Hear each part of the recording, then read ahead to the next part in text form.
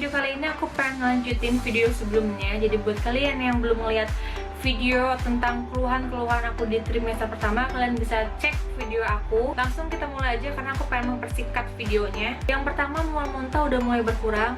Terus di bulan kelima, keenam itu udah aku udah nggak ngerasain sama sekali. Yang kedua, sama drama lapar itu juga makin naik levelnya. Jadi tingkat stres aku karena rasa lapar ini juga makin meningkat. Drama aku yang suka nangis-nangis karena capek makan mulu juga semakin bertambah.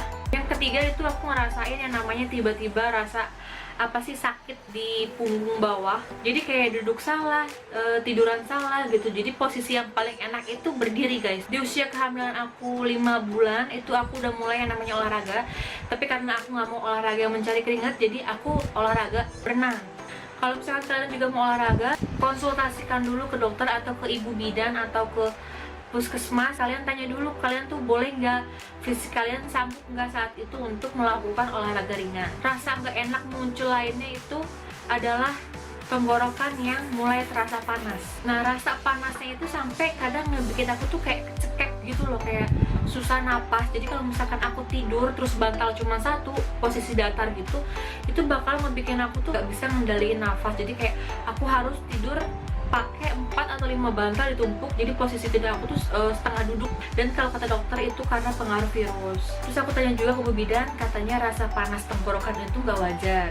Tapi nggak dikasih obatnya juga, ke dokter nggak dikasih obat, ke Bu Bidan juga nggak dikasih obatnya. Nah, jadi cuman disuruh banyakin minum, terus sama minum jeruk hangat tapi nggak pakai gula. Akan aku baca-baca juga, aku searching ini kenapa tenggorokan aku panas. Salah satu penyebab tenggorokan panas itu karena naiknya asam lambung yang sampai ke tenggorokan.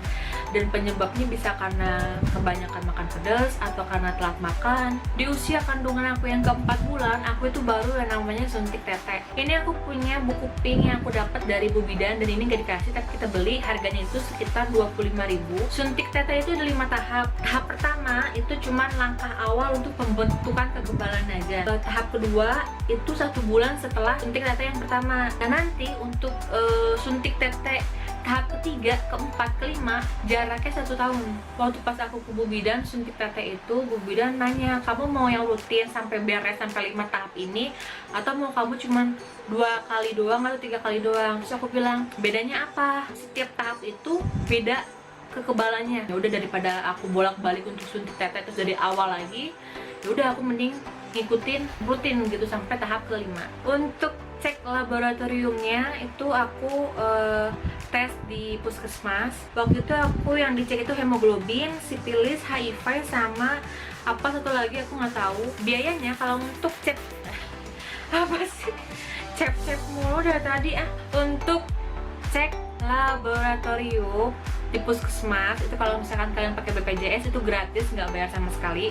Tapi kalau misalkan kalian umum gitu pakai mandiri bayar sendiri, itu kalau nggak salah waktu itu, waktu di kehamilan aku yang pertama itu 15.000. Beda lagi kalau misalkan kalian pengen cek laboratorium di rumah sakit, pasti harganya lebih ya mahal.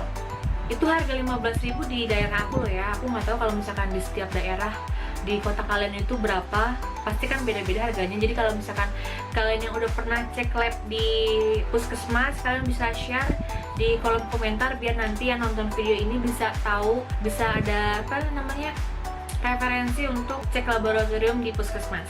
Selanjutnya aku juga mulai ngerasain yang namanya kayak apa sih, di daerah vagina aku mulai sekit-sekit gitu, kayak perih terus sakit. Jadi kalau misalkan sakitnya kerasa, itu kayak aku tuh nggak bisa jalan dulu. Jadi kayak aku harus duduk dulu atau aku harus diem dulu. Kalau misalnya pulang jalan aku harus diem dulu. Ditambah aku juga sering banget yang namanya buang air kecil bolak-balik ke kamar mandi sampai capek banget. Dan di usia kehamilan aku ke 18 minggu itu aku ngerasain tendangan pertama kali. Awalnya cuman kayak dek dek dek, tapi itu pelan banget.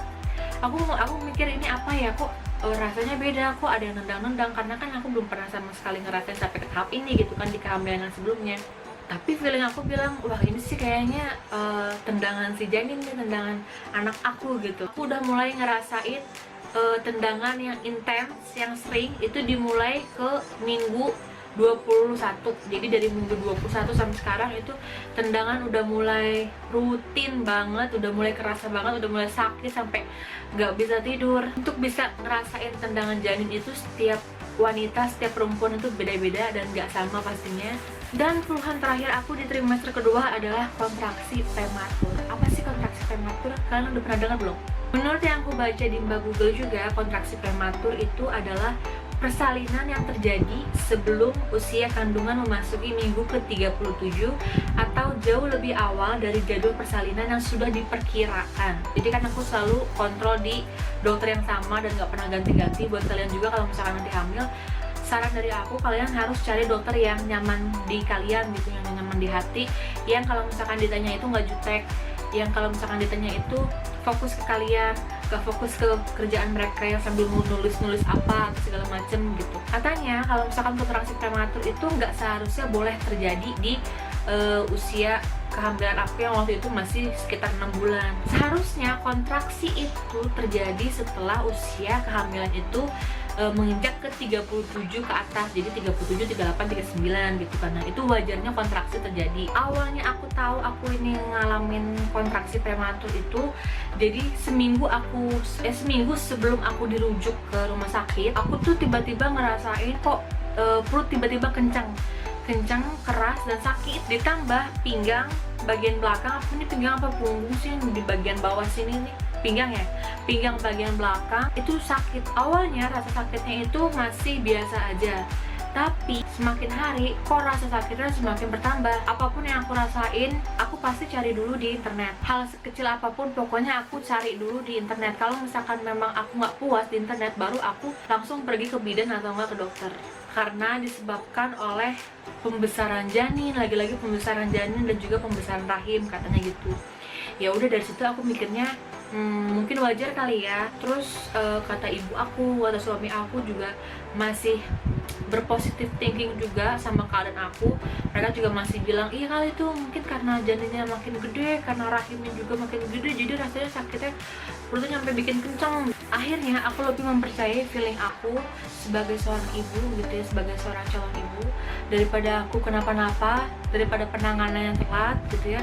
Jadi aku lebih baik pergi ke Bu Bidan waktu itu langsung. Sampainya di Bu Bidan aku curhat segala macam, terus langsung dirujuk ke rumah sakit. Aku dirujuk ke rumah sakit yang biasa aku kontrol di sana. Singkat cerita, aku dibawa ke ruangan kayak ruang bersalin gitu. Di situ aku ditanya-tanya kenapa, keluhannya apa. Terus juga di ruangan itu aku dicek dalam sama ibu bidan. Seperti biasa cek dalam itu apa sih namanya, tangannya ibu bidan masuk ke dalam misfi aku. Aku udah hafal banget gimana rasa nggak nyamannya, gimana rasa sakitnya, gimana rasa gitu. Pokoknya rasanya nikmat banget. Terus aku dipakein alat apa ya, aku lupa namanya. Jadi kayak untuk ngedeteksi aku tuh ada pembukaan atau belum. Setelah dicek-cek sama Bu Bidan selesai, akhirnya aku diantar ke ruangan Bu Dokter yang biasa nanganin aku. Kebetulan pada saat itu dokter aku sedang praktek. Pas masuk USG lah aku.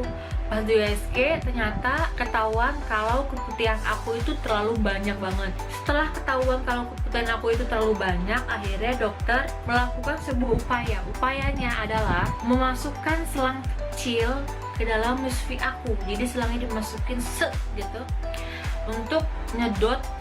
Aku nggak tahu ya kayak gimana prosesnya, yang jelas ini yang aku rasain.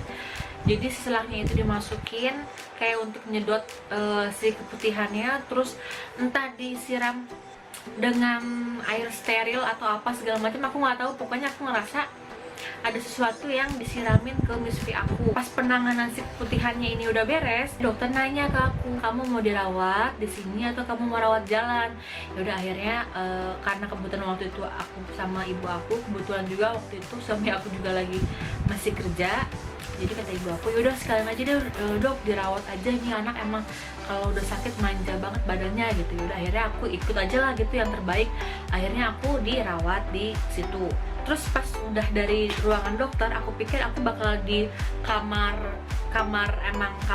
rawat gitu kan. Ternyata aku dibawa ke ruang observasi dulu. Jadi aku diobservasi dulu di situ. Ada bidan yang beberapa kali ngecek denyut jantung janin aku, terus juga aku disuntikin pematangan paru untuk anak aku di dalam. Katanya takut jaga-jaga kalau misalkan ternyata prematur, setidaknya paru-parunya sudah kuat, begitu katanya waktu itu. Disuntik untuk pematangan parunya itu lewat infusan. Rasanya kayak digigit semut iya, geli iya, agak sedikit panas juga iya. Untungnya rasa sakitnya itu cuman berangsur sekitar 1 menitan, 1-2 menit.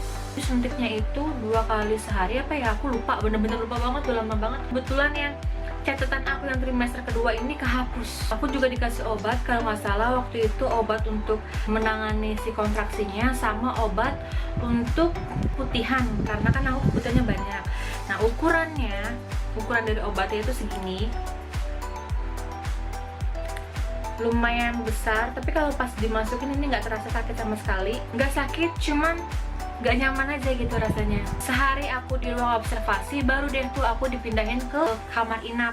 Dan selama aku dirawat di sana selama 2 hari itu aku pakai pampers guys, karena kata dokter sama perawat di sana katanya nggak boleh capek-capek, jadi udah akhirnya aku pakai pampers. Sebenarnya pakai pampers kalau kata dokter cukup sehari aja, terus setelahnya bisa bolak-balik ke kamar mandi. Cuman karena aku itu beser dan bolak-balik ke kamar mandi itu bisa sampai 15 kali lebih dalam sehari, daripada nanti aku kontraksinya kambuh lagi, ya udah akhirnya aku pakai pampers. Ini pampers yang waktu itu aku pakai ini isinya 7, terus yang ini ukuran L. Sebenarnya emang males aja sih aku bolak-balik kamar mandi. Terus kata suami aku juga, katanya udahlah pakai pampers aja, kamu kan capek bolak-balik kamar mandi terus. Seperti yang udah aku bilang di video aku sebelumnya, aku pernah bilang percaya deh sama feeling kalian sebagai seorang ibu. Kalau misalkan kalian ngerasain ada sesuatu yang memang harus disegerakan untuk diperiksa, mending lakuin langsung gitu. Bukannya negative thinking, bukannya kita juga berlebihan, tapi lebih baik menjaga kan daripada keburu terlambat gitu. Lebih baik mencegah daripada mengobati. So cukup segitu dulu video dari aku, semoga video bermanfaat, and see you on the next video. Bye bye.